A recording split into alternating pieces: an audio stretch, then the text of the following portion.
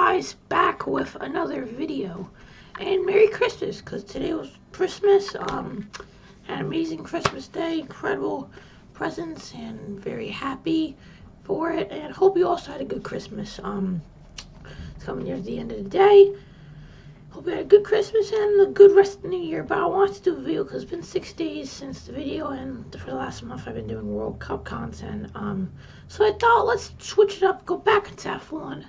And I was thinking, what kind of video? And I thought, I saw an article the other day about Romain Grosjean saying that, I think an IndyCar driver, which you'll hear, should get an F1 test for a team. So I thought, what other few drivers should get a test? Now, just wanted to disclose 2 drivers did get one before, maybe a full test, but one of them was 10 years ago, and the other one, I don't think he ever got a test, but he was with the academy. So, whatever. So this is mainly a video about drivers who, were not really given a chance. I mean, we could give a chance, because a few of these are on the older side, but are still driving very, very well. So that's why I'm putting them in. And also, wearing my Kraken jersey, Seattle Kraken NHL. One of my favorite teams, so support them and support the NHL. But time to get into the video.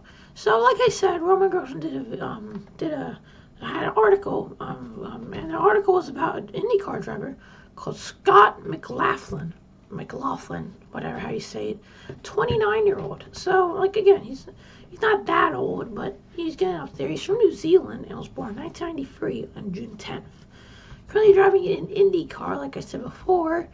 He's had this year in IndyCar, he finished 4th, so pretty good, and he looked really good on some occasions. But he finished 14th last year. He won the Australian Supercross Championship in 2020, 2019, 2018, and finished 2nd in 2017. So he's really good at stock cars. And I think it helps for the IndyCar, if you know how to drive a GT car, which is what this guy knows. He drove Chevy cars, and you know how to drive an IndyCar car, which he knows, and IndyCar's not that different from F1, at least the cars. It's definitely got a few different changes, but the car structure, if you look at it, it's not that different. If you look at it firsthand, I think you would say it looks not that different. So he also won in 2012 the V8 Super Tours Championship, Dunlop V8 Supercar Series, and finished 3rd in 2016 the International V8 Supercross Championship. So he never actually got an F1. He was never even near F1. But we see a lot of hype coming from IndyCar, and what I would love to see if he did get a test was, I'm gonna hope that Andretti does get into F1. I would love to see Scott McLaughlin and maybe Colin Herta, but I don't think that would be possible. But he definitely deserves a test, and Romain Grosjean praises him. He praised him in the article, if you want to see it. Romain Grosjean, Scott McLaughlin. But he says that he should get a test, and I agree. I definitely agree. He's had a really good year. He knows how to drive cars. Very good. I mean, he won 3 V8 3 Australian Supercross Championships in a row, and finished 2nd and 3rd, and 2nd in the other one. So definitely knows what to do, and he's had 2 years in IndyCar this year. Really good. His first year, obviously it's his first year, and the second year he did really good. 4th is still pretty good at Penske. So yeah, I definitely think that he should get a test. I don't know, he knows someone, but get this guy because he's pretty good. Let's go to the second one. There's only one, actually F2 driver, because there's a lot of really good F2 drivers, as you know, have teams. So literally, the top 10 had either Red Bull, Ferrari, one Mercedes, Alpine. So it was really hard to find any drivers that were good. So that's why you're not seeing a lot of F2 or F3. But I got one F2 driver. His name is Richard Verschoor. He was born December 16th, 2000 in the Netherlands. 22 years old, and he was one of the drivers who did have a connection with one team in 2016. He joined the Red Bull team in December 2017. It was announced that he would leave Red Bull. So he only had 1 year, and like he never had any tests. So I'm just gonna put him in. I think it's fine. I mean, like, there's not much grudge about it, and he did win some stuff in karting. He won the CIK FIA Karting Academy Trophy in 2014, second in the other ones in 2014, second in the WSK Champions Cup, and won the German Karting Championship, second WSK Final Cup in 2015 as well, and third in the CIK FIA European Championship. So yeah, and then he went to racing. Obviously, he won the SMP F4 Championship and F4 Spanish Championship in 2016. Finished third in the Toyota Racing Series in 2017, second in the Toyota Racing Series in 2018, won the Mechanical Grand Prix in 2019, and I mean, he won the first race of the season this year in F2. But it's been kind of lackluster. I mean, 2020 9th, 2021 11th, 2022 12th. So he hasn't really had the car, but he's going to be moving to Van Amersfoort, which I mean isn't that great because Van Amersfoort joined this year, and they didn't have a great first season with Jake Hughes and I think Amaury Cordial. But I think it would just be good for the sport, good for him. But who would it be with? Definitely not Red Bull. Maybe Williams, maybe Alpine. I don't care. I think he would be just a good one of the young drivers that maybe just deserves a test. So let's go to the next one. And the Formula E driver, it's Mitch Evans. He 20 years old, born in New Zealand, and born on 1994, June 24th. In 1994, and June 24th. On June 24th. So yeah, he was actually in GP2. He was in that stuff. So yeah, he won. I'm just gonna get to when he got to GP3, but he did win some. He won a lot of stuff over GP3. I would just say, one is Formula 4 Mayfield Winter Series, second in the New Zealand Formula 4 Championship, second 3 times in a row in 09 and 10. An Australian Formula 4 Championship and Australian Drivers' Championship, and won the Toyota Racing Series. Won the Toyota Racing Series again in 2011, and then won GP3 in his debut year in 2012. And now in his second year in 2012. In his first year, he finished 9th in 2011, but then he won it in 2012. So good for him with Arden, and then he moved to GP2. He would actually spend, like, from 2013 to 2016 in GP2. He would, his first season, finish 14th.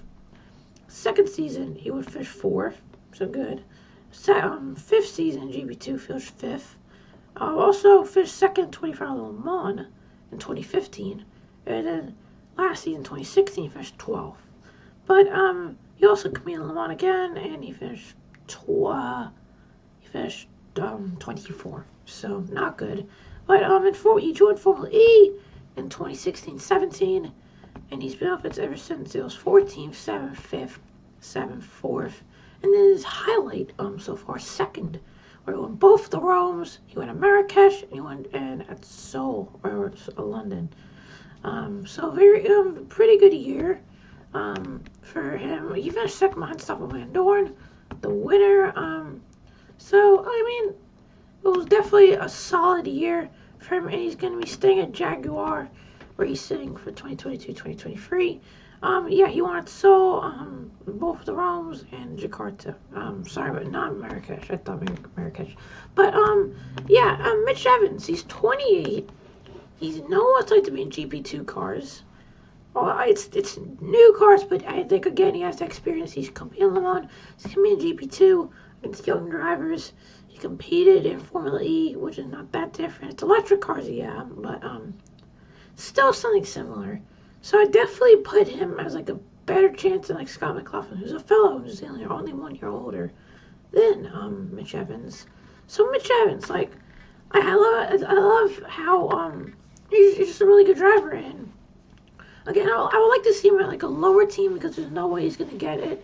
I like Ferrari, maybe like an Alfa or a Williams. Again, these are just drivers who I think deserve the shot. Then the only driver that actually got a test drive was Antonio Felix da Costa, 31 years old, born in 1991 on August 31st in Portugal. He's Portuguese, but he actually used to be in Red Bull. Yes, he used to be in Red Bull, and he actually was a test driver in 2010, 2012. So, kind of, but that was 10 years ago. In 2010, he was a test driver for Force India. In 2012, he was a test driver for Red Bull. Yes, Red Bull. He was the test driver for Red Bull.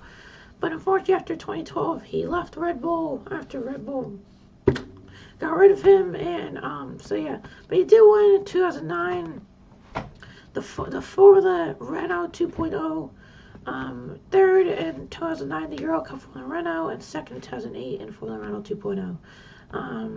But there's not a lot, much, but he finished third in GP3 in 2012, finished third in the Formula Renault 3.5 in 2013.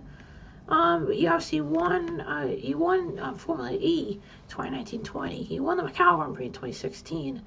Yeah, he won Formula E in 2019-20, finished third in the FI World Endurance Championship at LMP2, and finished second in the 24-hour Le Mans LMP2 in 2020.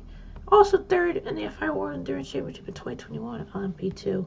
And he also, again, won this time the FI World Endurance Championship, and won the 24-hour Le Mans. But this time he's moving from DS Techeetah to Tag Heuer Porsche Formula E team next year in Formula E.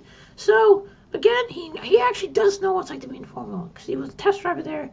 I'm including him because why not? He won the Formula E, he won Le Mans, he won World Endurance. There's not really much more we can say, and he was also in GP2, or GP3.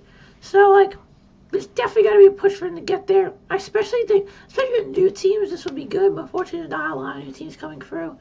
So, I'm just going to put him here. We got 3 more drivers, and 2 of these, I'm going to say, slash honorable mentions, because there's, these 2 are, maybe these 3 are, no chance, but, I'm still including them because they've all had good careers. Next one is Kelvin van der Linde, and I know you're going to say that, obviously, if you remember in 2021, he took out Liam Lawson in DTM, and then got a lot of hate about that, but I'm still putting him in because, he still had a pretty good year.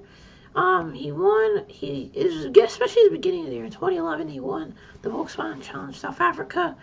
He's from South Africa, he's 26, and was born in Johannesburg. He won the 2012, again, Volkswagen Cup in South Africa. He won in 2013 the Volkswagen Skikora R Cup and won the ADAC GT Masters in 2014. And not a lot much after. In 2017, he won the 24 Hours in Nürburgring. He finished second at ADAC GT Masters in 2018. He finished third in the Bayang Pain GT Series Sport Cup in 2018, pretty good. And also won the ADAC GT Masters in 2019, and also was the test driver for Audi Sport in 2019-20 for Formula E, and also finished third in 24-hour Daytona in 2019. So, I mean, good start to the U.S. And then third in DTM in 2021. Last year in DTM he finished 9th. So, unfortunately, this one's no chance. He hasn't really had any experience in cars that like this. He's only had really GT cars. I also forgot to say when he was born. He was born on 1996, June 20th, and is 26, from South Africa. So next one is Shane van Gisbergen. He's the oldest out of the bunch here. He's 33, so that just diminishes chances. But he's again from New Zealand. There's a lot of good Kiwis out there. Kiwis are New Zealanders, and a lot of you should probably know. So, very good. He's had a pretty good career, but again, he's had a really good career, especially last year. But again, like Kelvin van der Linde, he hasn't really had any cars like this. So, he finished third in first in 2004, 2005 in New Zealand Formula First, and won in 2005, 2006 in New Zealand Formula Ford. Finished second in Toyota Racing Series in 2006. Finished third in the V8 Super Tourer in 2013. Second International V8 Supercross Championship. Won back-to-back in 2016, the International V8 Supercross Championship in the Blancpain GT Super Series Endurance Cup, and they finished third in the Intercontinental GT Challenge also in 2016. So 2016 was really good. And then also in the Virgin Australian Supercross Championship, he finished fourth. This is from 2017. Fourth, second, third, first. And also finished fifth in the 24 Hours Le Mans GTE Pro and 33rd in the World Rally Championship. He's going to be competing again in the Repco Supercross Championship. Actually, no, I made a mistake. He was until 2020, so fourth, second, third. Until 2020, he was that, and then he won back-to-back in his first 2 seasons of Repco Supercross Championship by like 500 points. Because they also have a lot more, like you get like 500 points from like winning a race, so it ended like with 5,500 points. So it's a lot different. But Van Gisbergen, although he's old and he hasn't had much any experience, very good mention because he's a really good GT driver, and you never know, could show off some of that skill in F1 test. And the last one is Ryo Hirakawa. So this one was a late poll I put in here, but I looked at his career. It's very, very good. His first good performance was in the Formula Challenge Japan in second, when he finished second, and then he won the Japanese Formula 3, finished second in the Formula Challenge Japan. Then he won also the Porsche Carrera Cup in 2012 as well. He finished 11th Super Formula 2013, but he wasn't having a good performance until 2017, where he finished first in Super GT, in 2018 second in Super GT, and again second in Super GT in 2019, where actually Jenson Button won it that year. So odd. But then he finished second in Super GT in 2020, second in Super Formula in 2020. Then 2022 was his year though. He finished first in the FIA World Endurance Championship Hypercar, and then finished first in 24 Hours Le Mans Hypercar. So yeah, and then he also finished third in Super Formula.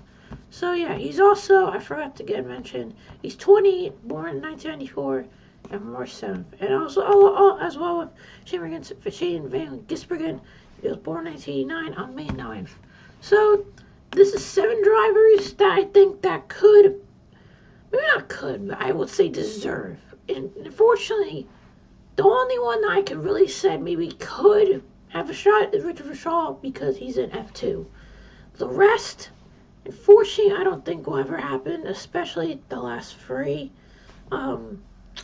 The other 4, you could maybe give an argument, but the last 3, you could only say that he had a shot. I was just going to say that they deserve, because I think they've all had really good careers, and they've all shown that they can be great drivers. So maybe F1 will give it a test, who knows. But I love making this video. It was really good to research. If you want to do more videos, if you want to do more videos like this, click like on the video and subscribe. Comment down below what you think. I'll see you guys next time. See ya. Bye.